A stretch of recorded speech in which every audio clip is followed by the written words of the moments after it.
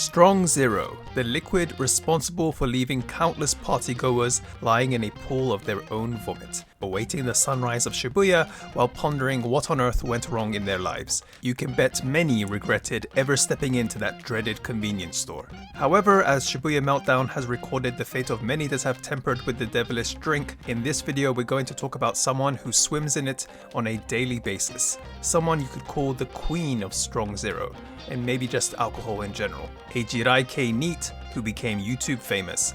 In this episode of Otaku Files, we talk about Zepa. Most of us outside of Japan may not be aware of some of the more interesting personalities within the Japanese otaku landscape, so I thought I'd do a little video series and try to shed some light on these individuals. This is Otaku Files. With 600,000 subs, which within Japan is a fairly big deal, you might not believe it, but Zepa's journey on YouTube didn't actually start that long ago. Her first video was posted on April 7th, 2022, where she first talks about being unemployed. Zepa was originally aiming to be a civil servant. Civil service is very popular in Japan because it guarantees job security and pays really well. But unfortunately, she wasn't able to pass the second civil service exam. Through an agency, she was able to get a job offer from a company, but it turns out that the agency had introduced her to a black company. For those that don't know, in Japan, the term black company essentially indicates companies with really crappy working conditions. For example, making their employees do tons of overtime without pay.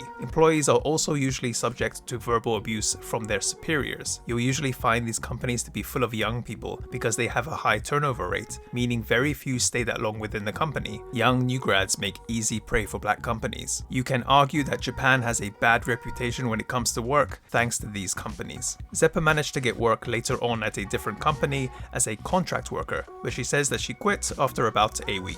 Interestingly, in her second video, she explains that she managed to get 2 subscribers and that her first video got over 20 views. She had no idea. In one of her videos, Zepa also touched upon the origin of her name. Apparently, she took it from the drug lorazepam, which is pronounced as lorazepamu in Japanese. Lorazepam is actually an antidepressant, and Zepa says she wanted to be like an antidepressant for her viewers. That's actually kind of clever. She continued to upload videos talking about her experiences being a NEET, the crazy effects of drinking alcohol, and other things that happened during her day. Zepa also isn't afraid to open up about herself and has even talked about her past struggles regarding mental health. Her videos may seem generally quite simple, but even to her own surprise, they were gaining a lot of traction, and she found herself creating a fairly strong and loyal fan base. While YouTube is full of attractive influencers, viewers were really taken by her openness and the gap between her appearance and the way she talked. Based on appearances alone, you might expect Zepa to sound very cutesy and maybe like someone who worked at a maid cafe, but Zepa sounds nothing like that. She has a more low-pitched and almost boyish kind of voice, speaking sometimes like an otaku. Oh, and her smile is really cute.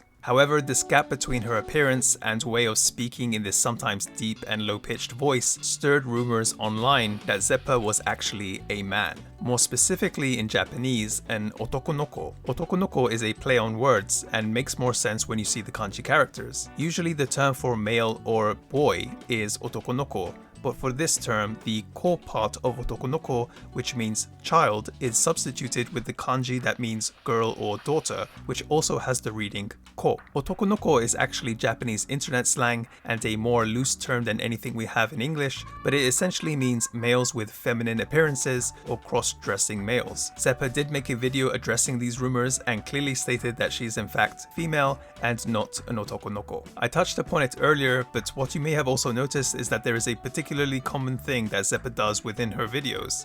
You guessed it, drink.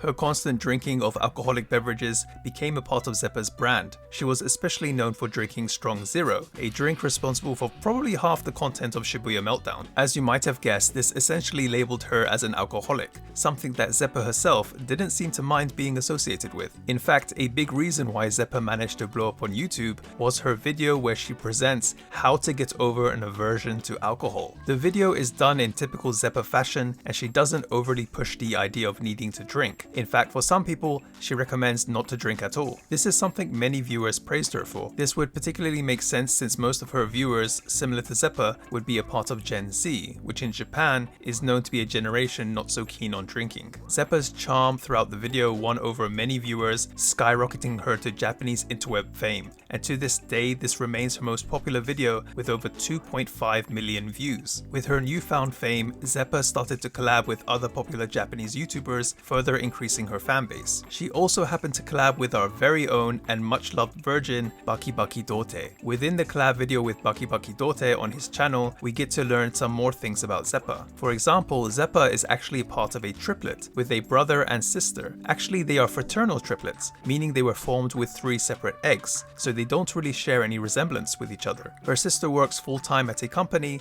and her brother is a pilot.